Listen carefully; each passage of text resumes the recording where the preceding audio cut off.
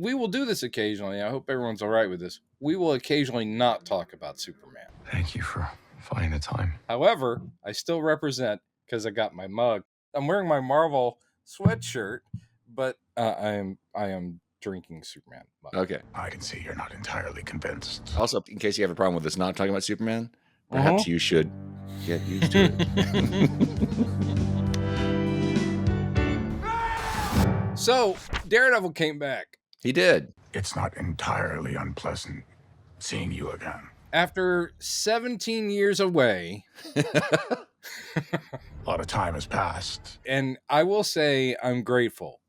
For everything that Netflix decides to throw $250 million away on, we occasionally get something really good with their expenditures. So in this case, Marvel got to basically say, hey, look, well, the fans wanted it too. It's like, we love the character, and Charlie Cox, can you imagine someone better playing that character? No. Vincent D'Onofrio is Wilson Fisk? No.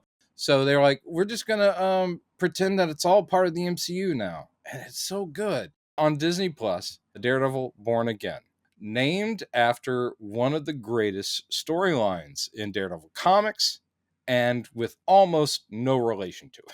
Yeah. It's strange that the Netflix series 3 of Daredevil did riff very heavily on Born Again. Yeah.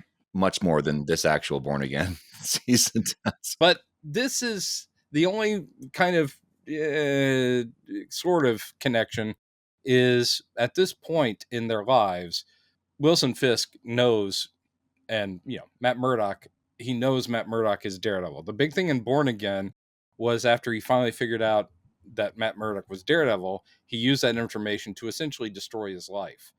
And not in like in a very...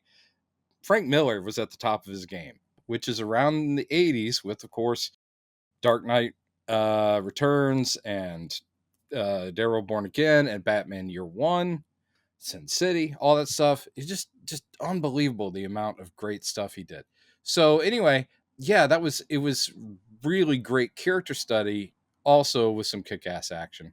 And Matt Murdock having to fight his way back to sanity, regain control of his life, and also save Karen Page, who had given up Matt's identity to Kingpin because she was a drug addict and porn actress. They didn't use that in this version of Born Again.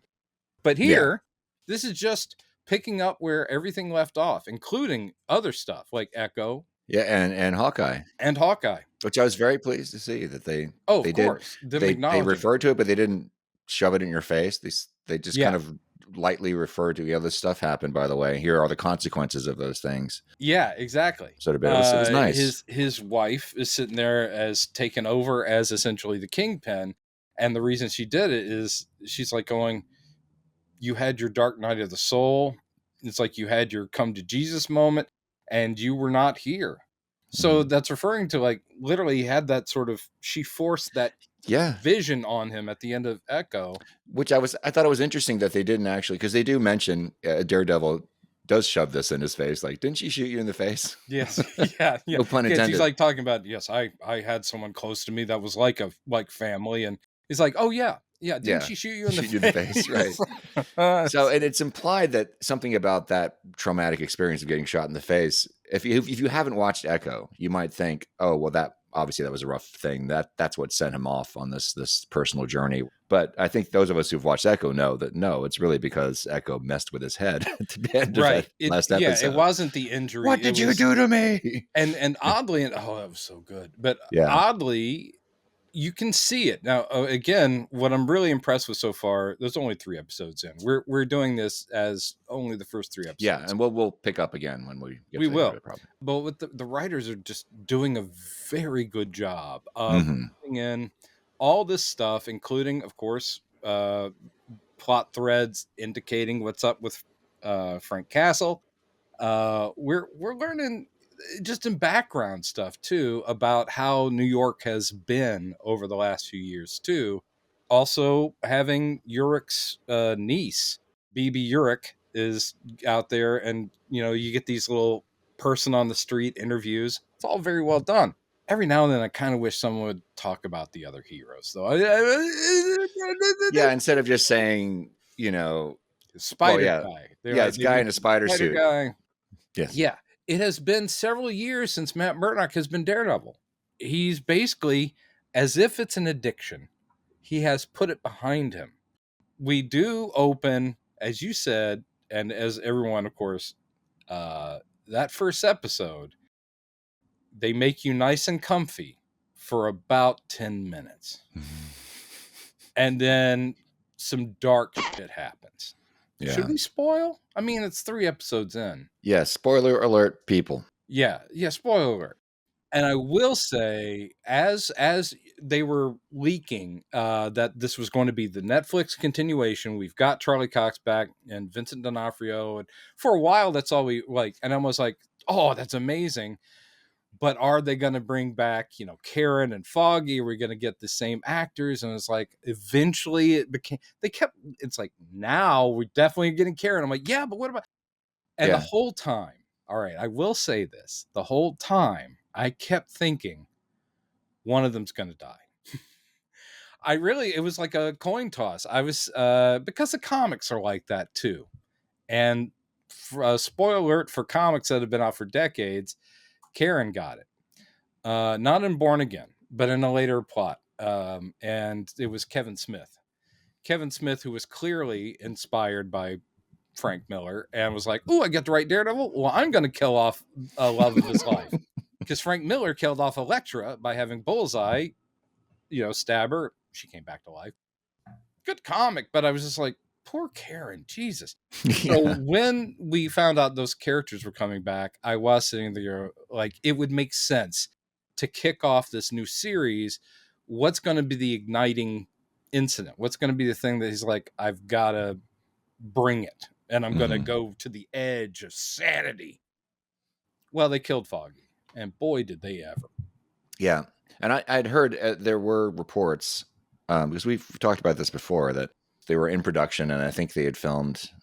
I was just watching something about this today. They filmed, I think, the first 4 or 5 episodes. They were pretty well into production, and this was during the writer's strike when Kevin Feige had a moment to take a break and look at what they'd done while they were in that hiatus, I guess. And he said, no, and he went in and completely overhauled the script. And I think it was at that point that they decided, let's stop being weird about the canon. Let's go ahead and just say that all the Netflix stuff is canon now. Yeah.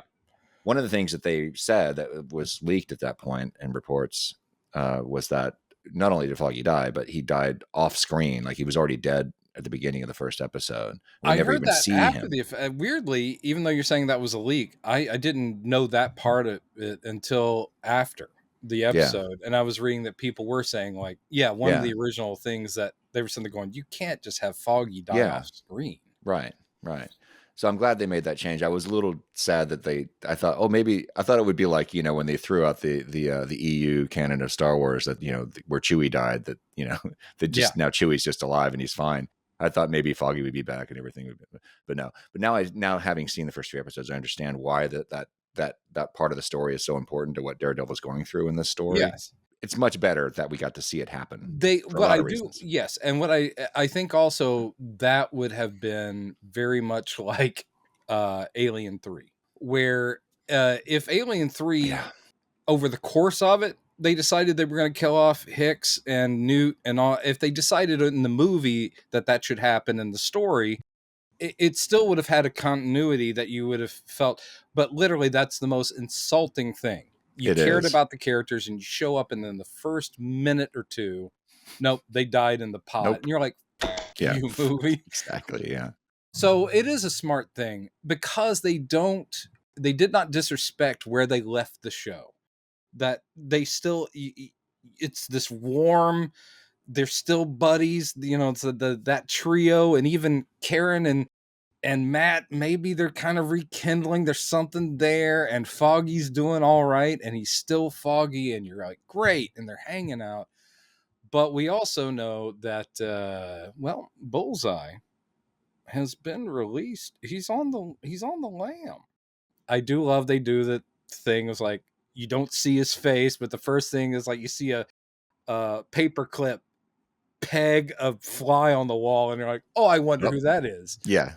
But it is great, and he gets some great action scenes. But the whole idea is that Matt is at peace, which is why he doesn't want or need to be Daredevil. He knows that the city's being taken care of. He knows there are other heroes out there, including they name drop White Tiger right off the bat. And I'm like, great. I should have known about White Tiger, though. I was kind of like going, why would they? I mean, I do love White Tiger, but why would they use him? Not, he's fairly obscure. He is street level, but I was like, oh no. I think Yeah. I will say also in the comics, White Tiger, the amulet and the persona has passed to like 3 different people. So that's pretty accurate to the comics too. So that's kind of cool. Yeah, so we may actually get to see the next inheritor of the amulet. We might. But Hector was the first. He didn't go out that way in the comics, but still. And also, I got to say, the actor did a great job. And again, cancer. It's like, Jesus, man. I didn't know that until me either. Last week. I was like, what? He died? Damn I it. know. And then I saw when he died. I was like, man, this really has been in production for a long time. Yeah. And you're obviously this was his part of the story was from the first. Yeah. First and this is like run. the last thing he did. Mm-hmm. And you're like, that sucks. He's great. He is great. Like, and plus I liked his sincerity, which of course you want in any of the heroes, where he's like going, because this is a calling. Like, I can't stop doing this. Yeah. Oh, I love that. All that dialogue was so great. And you see him when he shows up on the subway platform in that first scene where we first see him. I didn't put 2 and 2 together. I didn't know that White Tiger was in the show, and I saw that. You didn't? Oh, I didn't really tool it together. I mean, right away. But when he goes to help, and then it's just the way that he addressed the whole situation. Like, oh, this guy's a superhero. Yeah. He's just not in his costume right now. I didn't know who it was, but I was like, that's so cool. Plus, he doesn't have powers without the amulet, which apparently, according to the show, he's not wearing all the time.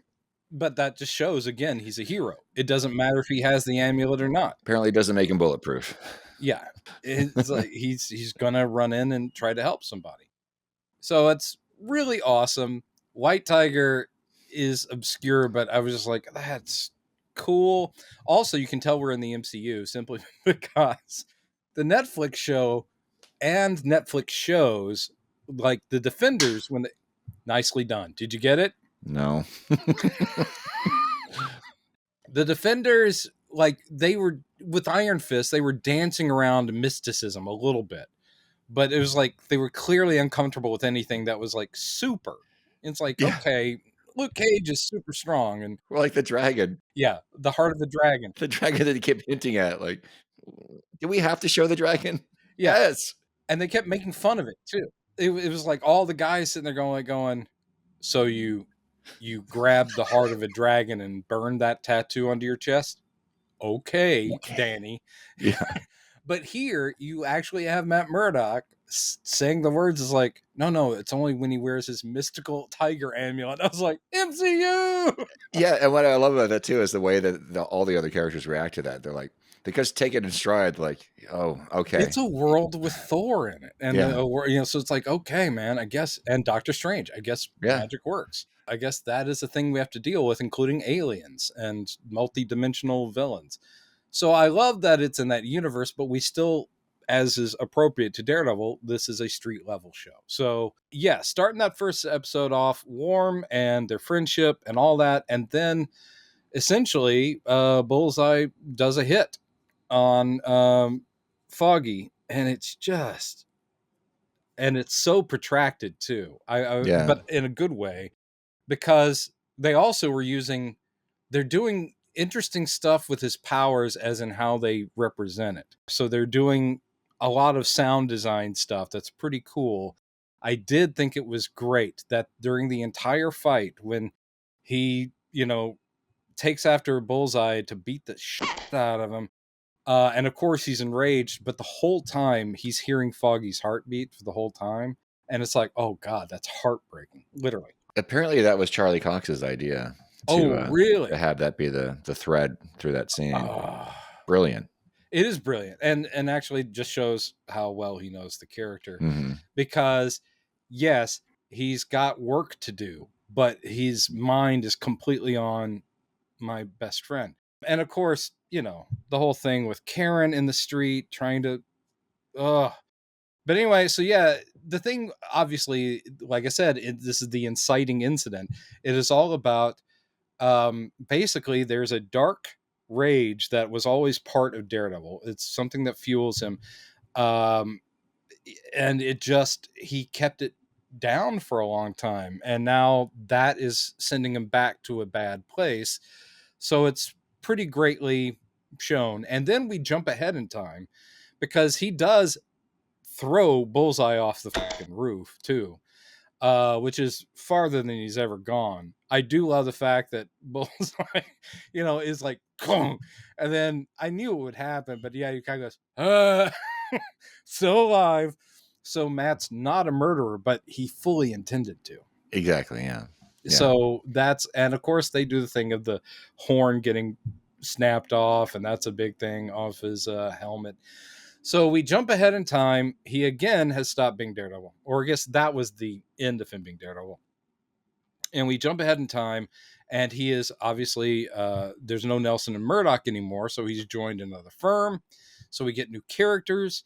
That's great. It's a very successful firm. He's still being a good guy, defender, and always looking out for the little guy. And his partner in the firm decides he also needs some help. So she sets him up with a friend of hers who's a psychologist.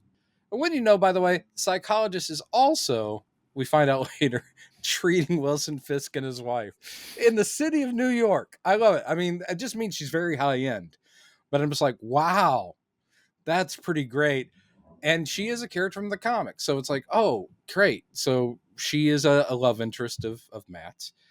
I know we haven't seen the last of Karen. I mean, they don't bring her in to just shove her away. Well, I think one of the reasons why she's not in these, we haven't seen her much at this point, is that she wasn't originally going to be in the show at all. So the scenes we have seen are with the new stuff. It's part of the new things he shot. So now they're kind of working through the bits that they can use from what they have shot. So I'm just guessing, by the time we get past episode 4, 5 into the last couple, she'll probably reappear. In the last couple, I would assume. And I know they won't, or I won't say I know, but I doubt they will go anywhere as dark as, well, he's got 2 love interests. We got to kill one of them off. Please don't. Enough. It's actually, and actually, Daredevil in the comics, yeah, he's had his fair share, just like all the heroes, of dead girlfriends and wives. And it's always a terrible thing. They call it fridging, thanks to a Green Lantern comic from the 90s. Oh. Yeah. Anyway, I don't think they would do that. I think it'd be much more interesting to have Matt torn between two women, one of whom is, I think Heather is supposed to represent, I'm sure, a path forward into health. And I think Karen is always going to be representative of the complicated past. But I always stand Matt and Karen. Sorry that she was killed off in the comics, because, it's like Lois Lane. You always have the one true love, and then he has other girlfriends. Not that Heather was a bad character, like Heather.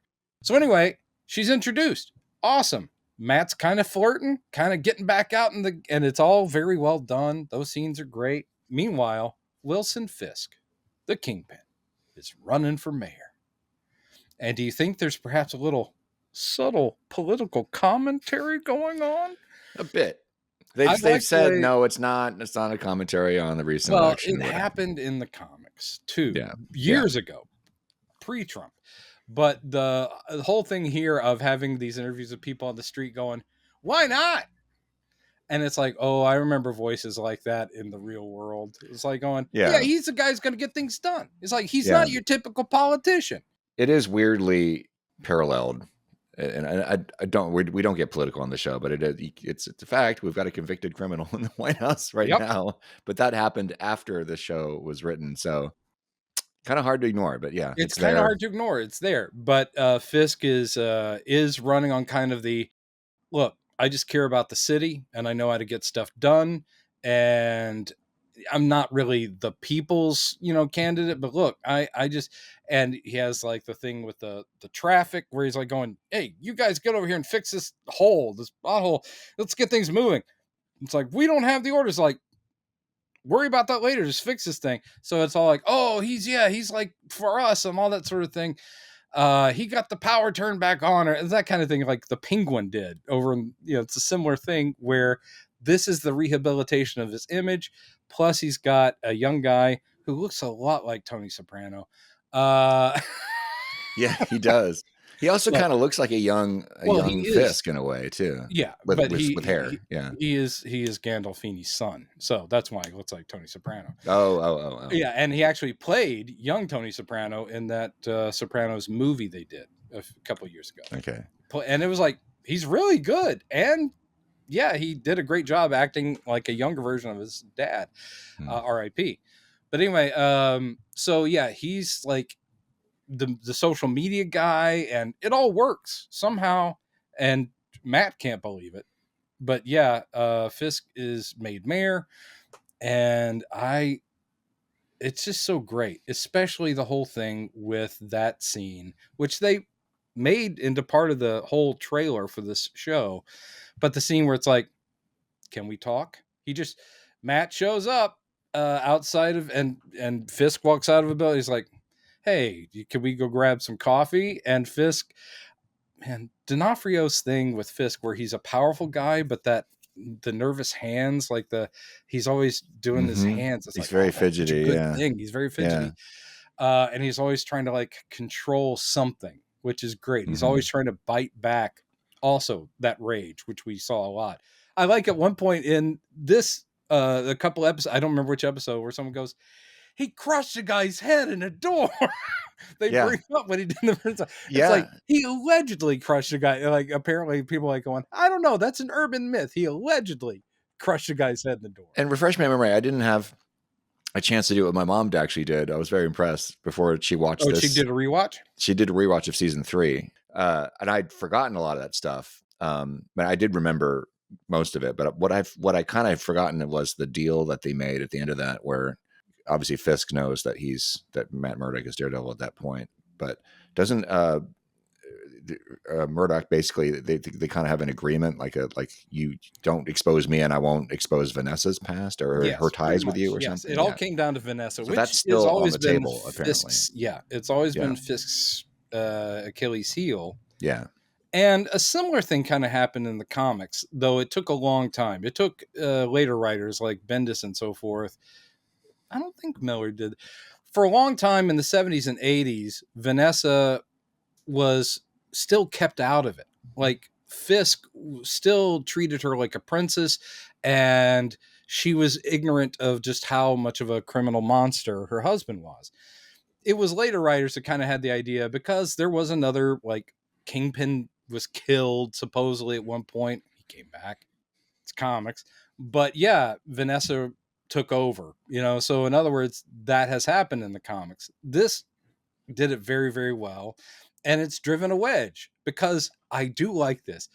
Fisk is trying, weirdly, he's trying to be not good, but he is trying to actually be a mayor, and he'll still do things the wrong way, but for the right reasons. And so in other words, the vision he had, the like come to Jesus moment, he's still working through it, which weirdly is making him less attractive to Vanessa, who's seeing it like weakness. Yeah. Which is that's hard, man. It's hard, but it makes sense based on their history. Yeah. Yeah. So he is now weak in her eyes. I do like they acknowledge that he's trying to be healthier too, because Vincent D'Onofrio cannot be expected to, like, he's still a big dude, but he's not Hawkeye big or what he was before. And so they actually say, like, I like the way Matt's going, like, well, you seem, you have a thinner profile. Yeah. He's basically saying, like, I can sense that you're thinner. I do really like that they addressed that. They didn't really have to. And there's a lot of examples throughout these things where they just don't acknowledge those differences. And that was one of the it's a minor nitpick weakness, I think, of the Boba Fett show, where he's much bulkier and a much more filled out, totally different frame than the guy who played Boba Fett in Empire Strikes Back and Return of the Jedi. So they didn't even bother explaining why he looks different. And it would have been nice if they did.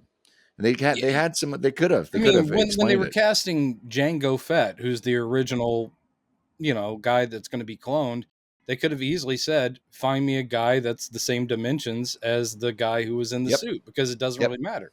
Right. Not that I think that guy was. I like him, but it's like, okay, yeah, that is a thing. But Because they could have. There's a lot of too missed jarring. opportunities. They could have had like a side effect of being in the Sarlacc that he aged up a bit and put on some weight. There you Maybe. go. But in this case, it is actually something that they could use as plot point again, because it is sort of Wilson Fisk is attempting to be a different man, which weirdly is kind of heroic, but we know it's not gonna last. And we know, of course, he's still deep in stuff. He's trying to stay away from it, but his wife's involved and they bring that up. It's like, look, you either got to distance yourself from her or something, because if you're going to be mayor, she can't be doing the kingpin stuff. That's really good plot.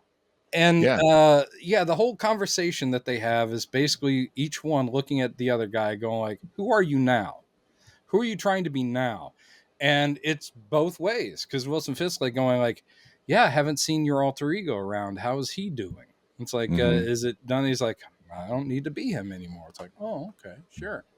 But also, throughout all of this, there's the big court case that's because of White Tiger, and Matt feels the need, and he actually comes upon it totally by accident, because he just happens to be in the police station when they are interrogating Hector Ayala, the White Tiger, and he just hears it. He Yeah. knows that police abuse is going on, and Yeah. he sort of goes, he just goes up to the doors like, "Oh, I'm sorry, I'm blind. What's going on in here?" Yeah. And so he takes the case, and then he feels even more obligated to represent Hector when he finds out who he is, which that'll happen down the line. But yeah, he's another vigilante. And the cops all talk about these vigilantes. They're like going, man, we just got too many people putting on long johns and fighting crime. I would have liked a Moon Knight reference. I would have Yeah, liked a maybe Luke Cage reference. Come on, I man. do really love. I mean, there's so many things I want to touch on here, but the in that court case, I love that they show that it's not all black and white as far as the cops' opinions of. Some of Oh them are yeah, like, yeah, yeah, yeah, those yeah. vigilantes are a problem, but then they also show when they're talking about the stuff, all the stuff that White Tiger did. You see a couple of cops in the courtroom going, yeah, Well, I think the that's guy's for important, real. because one of the main things that they're clearly spinning, and they do it subtly ish, not really subtly. There are several shots where you see one of the cops has a Punisher logo tattooed on Yep. his wrist, and there's clearly a bad section of cops who are full on corrupt, Yeah. and they're backing each other. The thin blue line thing, where it's like, man, those guys might have been going over the line with what they were trying to beat out of the junkie guy, but that guy threw one of us in front of a train, so we're gonna, he's the Mhm. bad guy now, even though he's trying to save a person from a horrible beating and didn't know those guys were undercover cops. So that's pretty fascinating and good, but it's obviously important that you don't show all cops being that. Right. But we're gonna the big reveal at the end of episode 3. Episode 3, by the way, how awesome! Like, no Daredevil at all, just a legal drama. Well, apart from him using his Yeah, powers, but not being Daredevil, right, right, and which I not really again fight scenes. no, but that is the thing. Other thing I wanted to touch on that is so beautiful about Daredevil being back in the hands of Kevin Feige is that, and then don't get me wrong, the Netflix shows are awesome, tremendous television that were they're groundbreaking television. Yep. But what we have now that it's and under the umbrella of the whole MCU thing is you've got a lot more geeky attention to detail with the use of his powers, and Yeah. they do not skimp on that from the drop. He is using his super hearing all over the place. He's hearing Yes. heartbeats, and it's I just love it. They don't miss any opportunities. We're not getting any Daredevil vision, and actually, No, I don't need that. Not that I no, don't like it. The sort of radar thing where they cut the to, world on fire. yeah, World on Fire thing. But that's fine. Just the fact that you see him Yeah, navigating, and literally he's using his fingertips to read. That was always the thing, is like, it's not Braille. He can actually feel the impression of ink. So he can just run his fingers over a newspaper and read. And it's like, oh, that's great. But I love too that he just little things too. Like he overhears Hector's heartbeat during the trial, and he says, Yes. "Don't show, calm down." And Yeah. Yes. I just all those little details. I'm like, come on. Yes. I love it. Absolutely. Love it. Absolutely. No, I love it. The thing is that Daredevil, I would love there to be a high quality series for every one of these characters. I mean, just a weekly Spider-Man would be insane and it'd be great. But I understand. Daredevil is one of the ones I think that really does benefit, though, because of the two worlds he walks in. If you had a Spider-Man show, it would probably be half a CW, like, I'm just a guy in college trying to make my way. Oh, and at night, I'm Spider-Man. Flip. That's unfair. It'd probably be great. And by the way, Friendly Neighborhood Spider-Man, the new animated series that's on Disney, is really good. Okay, I haven't seen it yet. It's in its own continuity. It's sort of like multiversal kind of thing where what if the Ditko type Spider-Man was modern day, and what if instead of having Tony Stark as his mentor as the movies, it's actually Norman Osborn. So it's like, oh, that's cool. It's a good twist. Anyway, so having a show, because if it was just a superhero action movie, you would get a courtroom scene. You would get Daredevil in one courtroom scene where he's like going, "You're a liar. How do you know?" "I just know." By the way, it's bad. That's why I'm not a lawyer. But this way and I loved that about the first 3 seasons. We're really in his world and we get to see how he goes from thing to thing. I would even hope they'd bring back like the guy who ends up being the gladiator, the guy who made his costume, like all those side characters. It's like, yeah, explore all these people. So it's good. I loved that. I loved the fact that they got to the witness. That was amazing because even with all of his powers and so forth, he's going on the assumption we saved that guy, we kept him safe, we brought him to court, and he's gonna go like, no man, I wasn't there, or it's like, oh yeah, and it's like, and just to see Matt go, shit, yeah, well, that's not what I okay. Yeah. Just thinking on his feet. So good. And then, of course, it ends heroically and tragically. He does get Hector off, and Hector can't not put on the mystical tiger amulet and go out fighting crime. Yeah. But then it was all a trap. They sprung a trap, and someone steps out of the shadows and shoots him in the head, kills him. And then we see that person walk towards the camera, and we see the Punisher logo, and that's not Frank. No. Well, let's back up though. Let's talk about. Let's back because it is very noteworthy. What won him the case was revealing against Hector's wishes. Wasn't really against his wishes. He just said, "You should have asked me first." That's right. He outed him. Yeah, he basically says it's the only thing he could think of, and it's like the only thing I can do to try and get people on his side, or to convince them that there's no way that guy would knowingly throw a person from a train, is to show his history as being a superhero, a good guy who has saved many people, including cops. And it is a brilliant strategy, but it catches everyone off guard, and it outs them, which, they do bring up to him later. Like, that's going to target his family. Yeah. As a lawyer too, it's just a little unethical for him to have done that. Yeah. It was a Hail Mary pass. It was a Hail Mary pass that worked, but it is obviously we're going to see what the fallout, right? Fallout would be. Because I'm disappointed in Matt Murdock right now, because I knew as soon as he won that case, I was like, oh, he's a dead man. If I know that, how could Matt Murdock not know that he's a dead man? You know? Yeah. So I think this is possibly a crack in his character right now, that he's not thinking straight thoroughly, I don't think. Well, there's that. But I also think it's interesting that on the part of the corrupt cops who've set him up and taken him out, why didn't they do it? I mean, why set up a thing where White Tiger runs to the rescue of someone who doesn't need it? why don't they just take out Hector? I mean, because they're really chancing it by, Right. Yes. we're going Yeah. to shoot a guy who has super strength. And, you know, when he's not the White Tiger, you'd want to take him out then because he's got no powers. But it doesn't Right. matter. It It's works kind of anyway. strange. Yeah. And it's, of course, visually pretty stunning just because I like the fact that it's full on the White Tiger outfit. From the comics, it's bright white. And the whole thing of him out at night and getting capped in the head, and it's like, oh, black, white, and red. I mean, it's all this kind of imagery stuff. And I liked the thing with Fisk when he was going through his suits and he almost picks the white one, which is, of course, like that's Kingpin suit, passes it over, and he goes for gray. Get it? In between. There's a lot of cleverness. I mean, as you say, attention to detail. And that can be nitpicky comics detail, canon stuff.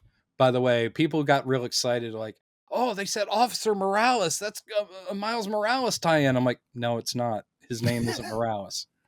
Yeah. Miles has his mom's name, and his dad's name is Johnson. Sorry, guys.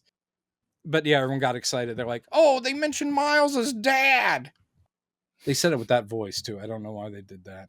I didn't, go into the show trying to find every Easter egg. And I know some people literally do, and they'll sit there and just slow it down and go, what's that say in the background?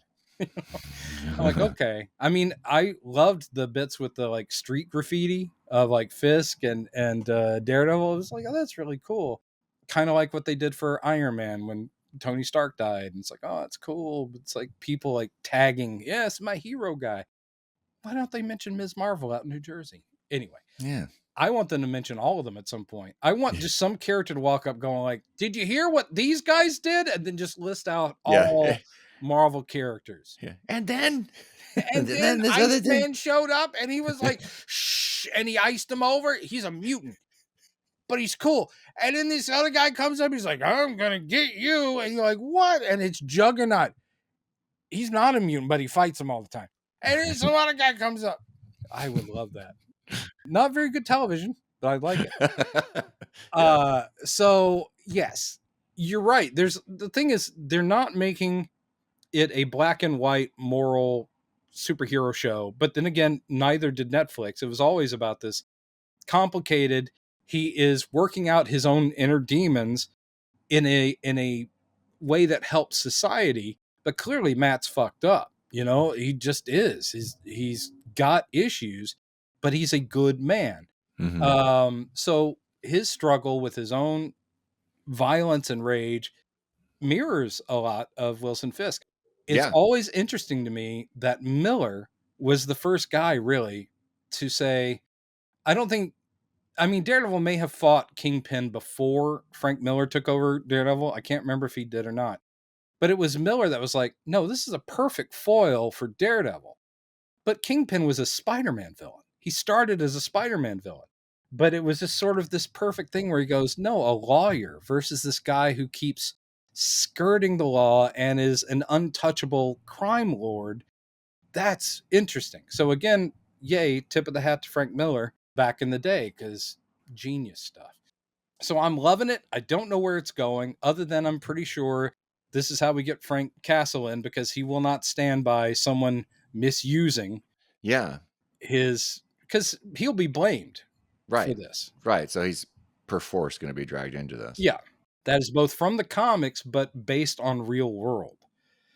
Because Marvel was getting very upset at a lot of militias and even some cops sort of adopting the Punisher logo and not being, cool people. The Punisher is a killer, but I mean, at the same time, he's just so badass. People adopted that skull that Marvel, at least one of the writers on the Punisher, made that a whole storyline where the Punisher starts going after these people who are wearing his skull and basically saying like, don't be me, be better than me. That's the whole thing. I'm fucked. You need to be better and don't do what I do, which is a great take. Well, what I thought was interesting about that scene where White Tiger gets executed is how easily whoever this person was pulled that off against somebody who did have his amulet on when he was out supering. So it makes me wonder, like, was this just one of the cop guys, or is this another superpowered villain that they hired? There to do is this? another super villain coming up in the series that was teased in the trailer, but I don't know if it'll be him. So we'll see. It would be smart if that is the case. It would But be. we'll see. Or it might have just been a cop. I mean, Yeah. the thing about White Tiger was not bulletproof. No, but he had obviously not. no, he had super, he had like agility, like a tiger, and some super strength. But no, but it is like so very mundane, and that actually banal, and that actually has more impact, I think. Yeah. Because that is a hero, and someone can literally just pull up a gun, go bang, there you go, you're done. It's like, wow, grim. Also, I do think we touched on this already, but the fact that both Fisk and Murdoch are wrestling with trying to change, trying to be different, trying to let go of the ghosts in their closet, whatever the expression is. They used the Brady Bunch song in there, which I thought was great. It's time to make a change. I was like, what is that? That's weird. They both had moments in these first, I think it's the first 2 episodes. Yeah, first 2 episodes, or maybe Fisk is in the third one. I can't remember.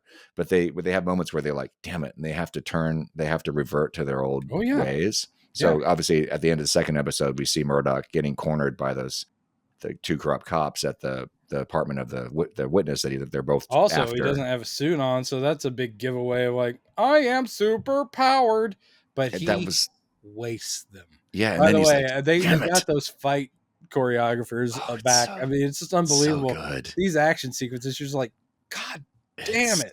It's so good the way they build up to away them. from the fact that I do love the fact that they cut to him in his fancy law office or at court, and his knuckles are all like black. Yeah, they keep using that.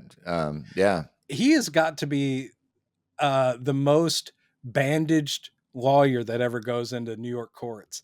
All the judges are probably going, what is the deal with that murder guy? Like, he's blind. He falls down a lot of stairs. Right. I can only imagine, because he's always got like tape on his nose or something, like a boxer. No. Oh, and the thing with Fisk is that because he's the subplot with him in the first couple episodes is trying to get the cops on it, and his good side, because obviously the cops hate him because he's a criminal. I did love that scene where that one guy goes, "No, you're not my mayor." He goes, "And I'm going to keep calling you Kingpin. You want to know why? Because you're the fucking Kingpin." Yeah. He's like going, it's so great. And he's like going, yeah. So he resorts to nefarious means to blackmail the guy, basically. So, and that's like him kind of going, damn it, I have to be Kingpin again. It's backsliding. And Matt's doing the same thing. He's backsliding into Daredevil. By the way, backsliding into Daredevil, terrible name for a podcast. Don't take that one, guys. So let's get a little weird, goosey. Yeah, let's get into the cockamamie theory department. You know me, I usually don't have theories. I sit back and watch a show. Yeah, you're Mr. Theory. Some people have, and this is probably not the case, and I think it would probably be better if it is not the case. Thanos. Some people have theorized. Yeah, no. I think Thanos shows up. Some people theorize that Foggy is going to be resurrected, or at least be revealed to not be dead at some point during the show. Because in the comics, he faked his death at one point. He did. And then there was another point. I can't remember. There's something else I heard about. But people have pointed out, well, we've already seen Elektra get resurrected in the series. It's true, but Elektra is knee deep in like ninja mysticism. Right. Foggy's not. By the way, I would totally love to get Elektra back, by the way, because I thought that actress was really good. It would be such a B movie type trope to have Foggy be resurrected and have to deal with the weirdness of being resurrected. I feel sad for Eldon Henson. I mean, if this is truly like, let's give the death some weight and he will remain dead. What I think is that it's always sucks for an actor who knows like, oh, I only did the one episode, but I get to be in all the press stuff. He's in every one of the cast photos. I mean, it's not like his career is suffering. He's great and he's going to get plenty of work. But at the same time, you sit there going like, oh man, you only got to do one with your buddies and you're out. but Yeah. he still had to, he couldn't tell the press. So he had to be like, oh, I'm so excited to be back. Yeah, me and the old gang, it's great. Man, the 20 minutes of work I had was awesome. Yeah. I will say, if that happens, I mean, comics are that, and They people come are. back from the dead all the Yeah. time. Right. If they do that, I would trust the Marvel cinematic writers, the Marvel TV writers, to do it smartly, to do it in a way that most people would accept. I do think there would be huge eye rolls, because Yeah. I think differently from the comics, these things walk that fine line where you want it to be, this is a comic book come to life, but you get too hokey. I'm kind of interested to see how, I mean, I know they're using it as commentary, but the Fantastic Four seems to be will be leaning very hard into just the broadest concepts of comics, and I'm ready for it. But I just wonder about the public, if they're going to sit there going like, this is the cheesiest motherfucking stuff I've ever seen. Because it doesn't look like they're trying to, like, we're going to gritty real worldify, like Fant Four Stick or whatever. Oh, Jesus Christ, that movie. Oh, Someday maybe we'll see. We'll see what the tear reaction that is. apart. I honestly think the pendulum has kind of swung, and I do think they're happy to be back in the gritty world of Daredevil, but people really do want and need stuff that's going to kind of be hopeful. So I think Fantastic Four and Superman both, I think their tone is actually going to be something we need. I mean, it's only March, and again, not to get political, but the world sucks ass right now. Sorry, I'm not going to say the world. The country sucks ass really bad. So I could use some of that lift me up. Yeah. But in the meantime, I want to get down and dirty in Hell's Kitchen. Here's the problem. By the way, Down and Dirty in Hell's Kitchen is a good podcast title. There you go. All right. The only thing this show, because it is nailing mood, writing, acting, of course, amazing cast, cinematography. Some of these scenes are insane, just beautifully shot. The one thing it really needs is an awesome theme song. The music's fine, but here's the thing. I just watched the other night 1966's Django, the original Django film starring Frank Nero, the Italian spaghetti western. And it has a real hooky theme song. And I'm like, that's what Daredevil needs. So if I may, I have kind of thought one up. Are you okay with yes. this? Yes. All right. Who will defend Hell's Kitchen? Who knows when evil's twitching? The devil you say, the devil you say, the devil you know. Nice. He's Daredevil. Ow! Daredevil. Ah! Come on. That is brilliant. The devil you say, the devil you know. And actually, it is ridiculous because Django, which is horribly dubbed, it has this very 1966 theme, which is like, oh, Django, you lost your love, but don't forget that after the rain comes the sun. And you're like, what the fuck am I listening to? Anyway. Oh, I love that crap. That's what Daredevil needs, is a really full-on theme. Yes. Yeah, who will defend Hell's Kitchen? Apparently, we are getting a little bit of that in the Fantastic Four thing. Yeah. Fantastic Four. With a big choir. It's so awesome. Yeah. So I can't wait for the next episode. That is must-see TV. Yeah. I know. Severance and Daredevil are my must-see TVs. Severance. Where, they drop it weekly instead of all in one chunk, and I'm like, I can't wait. Yeah, by the way, people, are you watching Severance? Let us know, because it's a little off the menu for us on this podcast. But everyone else is talking about Severance. We love that freaking show. However, you and Jerry both, you guys are trying to puzzle it out. Like you guys are watching Lost or something. It's fun. Yeah. It is fun. I get it. I actually just sit back and I go, I don't know where you're going. I do not know where you're going, but I am down for it. There was some twist in these last couple episodes I did not see, but that's the thing that's so great about it, is that it's so satisfying that they don't, unlike Lost and those other J.J. Abrams things, that they don't leave you hanging for too long. They say, here's a No. question, and the next episode you find out they don't actually answer it all the way, but they move you closer to the answer in a very satisfying way. Yes, very much like the overarching storylines that started becoming a thing. And I'm not saying Joss Whedon created that, but the hour-long shows that decided to have arcs where each episode has its own story. But there's the big question that goes over the entire season, or the big bad. And so, yeah, you're sitting there going like, who are the others? But meanwhile, we're just worried about, whether Kate and Jack are going to, Mac. But yeah, I loved that show, but it ended badly, as almost all of them do, when you realize, and Chris Carter with X-Files, where you realize you guys didn't know where you were going, did you?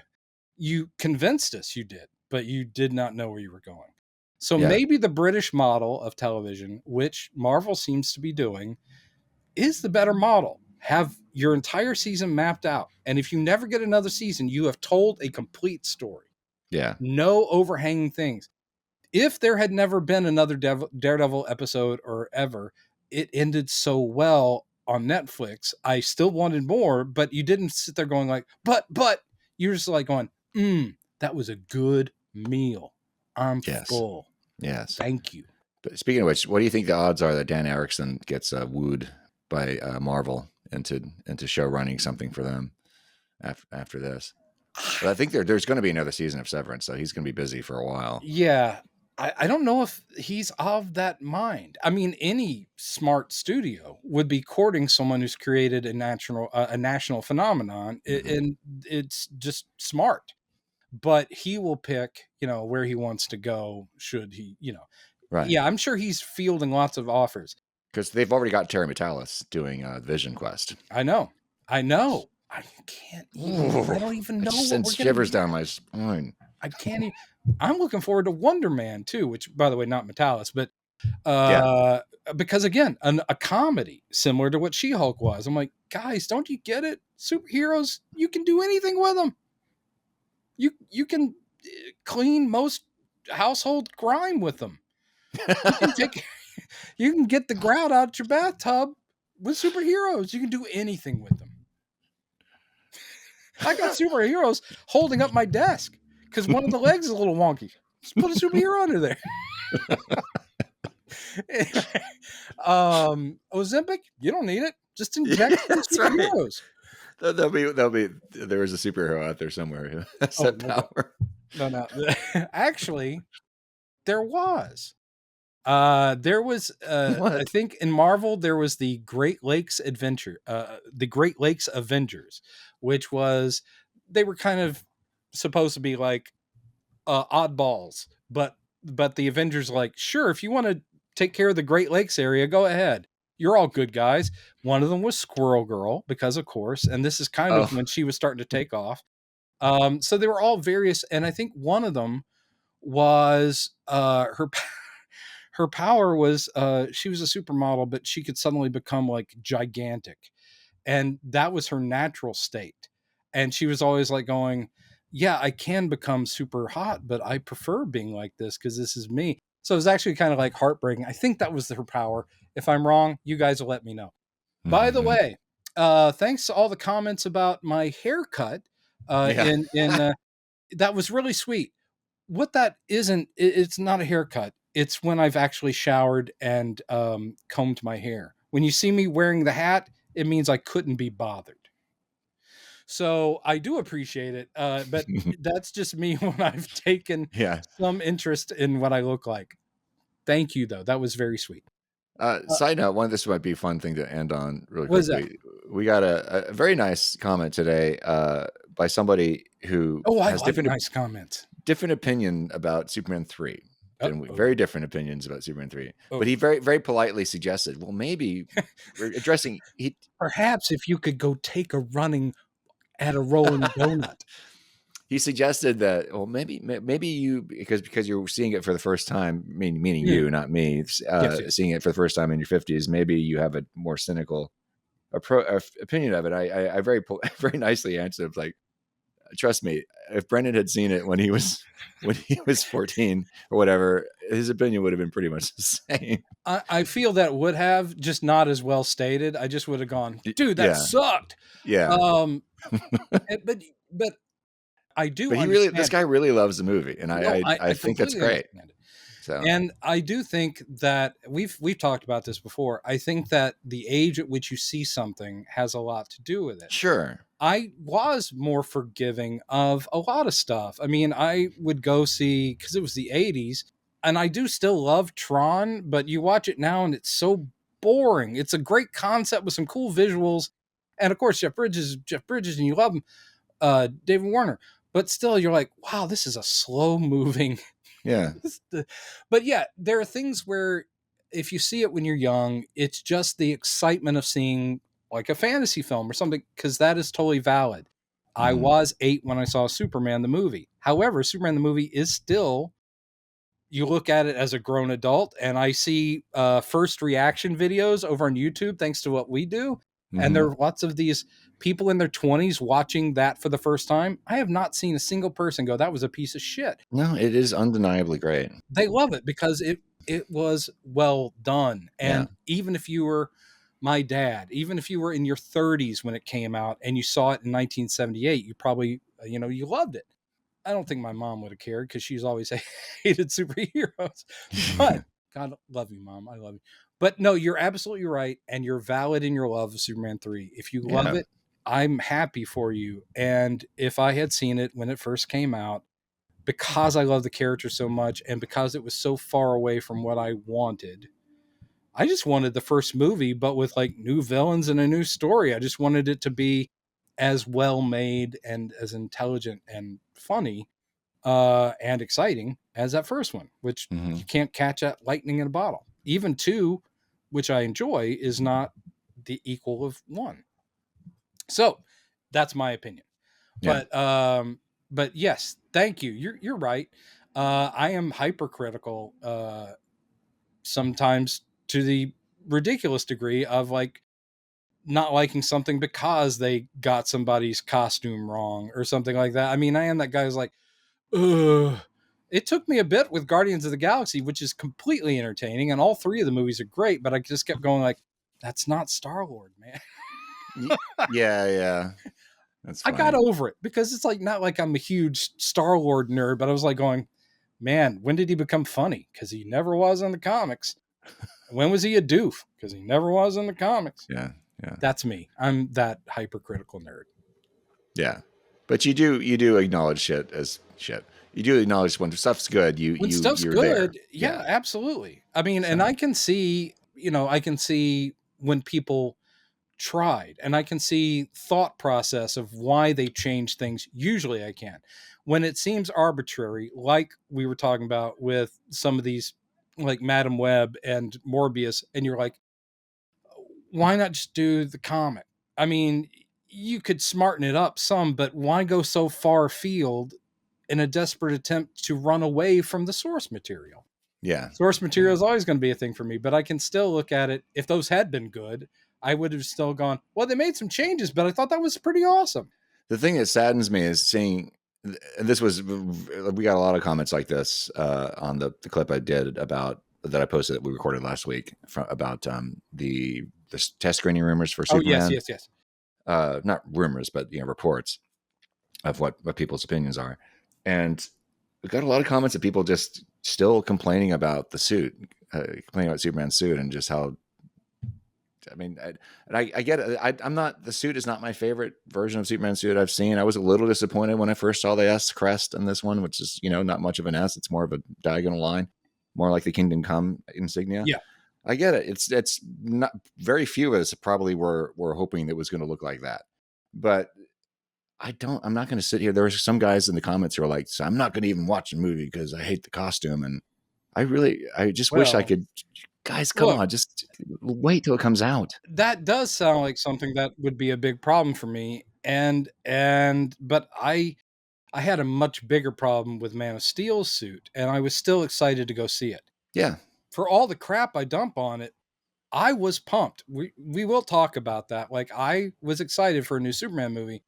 And Henry Cavill, great choice. But I was sitting there going, man, the muted colors, the weird texturing pebbling that they think is a thing they have to do, the no red trunks. There were so many problems I had with the suit, but it was not going to keep me out of the theater to see a Superman movie. Right. And this one is much closer to classic Superman. So whether it's exactly on point, it's not. Yeah. But he looks like Superman to me, and I've enjoyed every second I've seen so far. Yeah. Because for everything about the suit that I'm like, there's something else. I'm like, yes, because we've got the cape looks beautiful. We've got the S, the yellow S's on the back of the cape. Finally, for the first time, We got really the spit in live curl. action, first time since Reeve, I think. Yeah. And we got the spit curl. We got the trunks. The colors look nice. Yeah, the color. And we still have the weird colors. lines. We have the weird lines, and the costume is not as tight fitting as it classically has been in the past. But I don't care about that.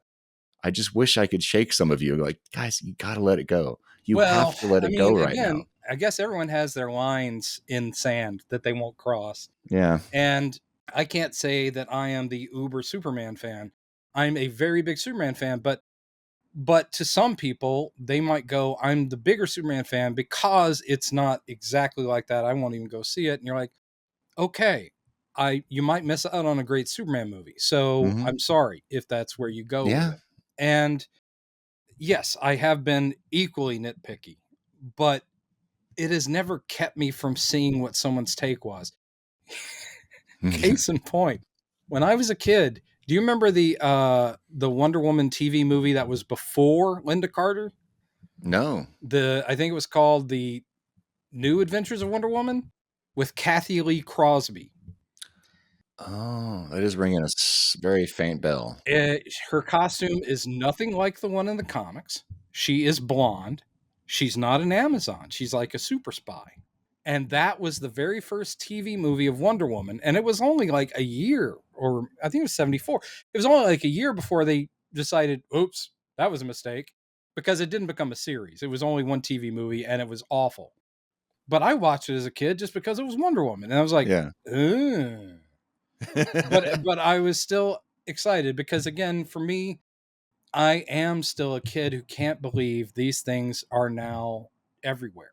I'm about to be 56, and next week I turn 56. That's right. Wow. Yep. And all I can say is I'm just giddy that all these projects are coming out. I still wish that I were on the writing staff of most of them, but at the same time, I sit there going like, are you kidding me? We're going to be getting blah, blah, blah, blah. And, you hear the rumblings about what's coming down the line from Gunn's, DCU. And I'm ready for a Clayface movie. Is that what I would have picked? No, but you're talking about great creator wanting to do a Clayface movie. And apparently the script is the best thing James Gunn's read. And I'm like, bring on Clayface. Sergeant Rock, that's also in the pipeline. I'm like, bring on Sergeant Rock.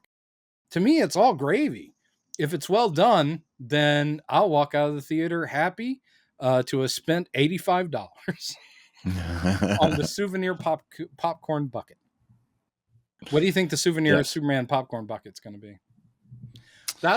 That's a question to you guys, our watchers, because this is all the rage, the souvenir popcorn buckets. The only one I've been tempted to get was when I went to Nosferatu and they had the crypt. They had the cough. I was like, I really want that. I didn't do it. Yeah, not knowing everything that's in the movie, it's. That's true. I would just guess. I'm just picturing a bucket with the S on it, the S. Which would be cool enough. Maybe for Mr. Terrific. I thought about that. That would be interesting, yeah. But it's not Superman. The one that was real obvious, and not to out John, I'm totally outing John. He got the Red Hulk one. When we go to see Captain America: Brave New World, he got the Red Hulk popcorn bucket, which is pretty awesome. You literally open his back and pull popcorn out of it. It's just like this bust of red, angry Harrison Ford Hulk. But if you crack his back open, delicious buttery popcorn. So I don't know what Superman's will be. I bet the FF one, Herbie. I bet the FF one's Herbie. Probably right. Yeah. I think or Galactus's head. I would love to eat popcorn out of Galactus's head. a phrase you didn't think you would hear today. But I would love to eat popcorn out of Galactus's head. That might be the title. It's a long one, though. Maybe too long. It is. Oh, God. I really am on medication, and I don't know if you guys can tell. And my throat's starting to wear out. So let's wrap up. Daredevil's great. Watch it. Yes. And we'll pick up on this. I guess maybe when the show is done, we'll do the we'll talk, and we got to talk more of Superman animated series. Also, you guys tell us what you want us to cover. We'll watch anything, though he's very reluctant to watch anything that Joel Schumacher directed. Well, I'm working my way towards it. It's going to take a while. I'll be working my way towards Batman Forever with a burning love inside. Do we have to pay for that song now? Anyway, bye, everybody. Bye.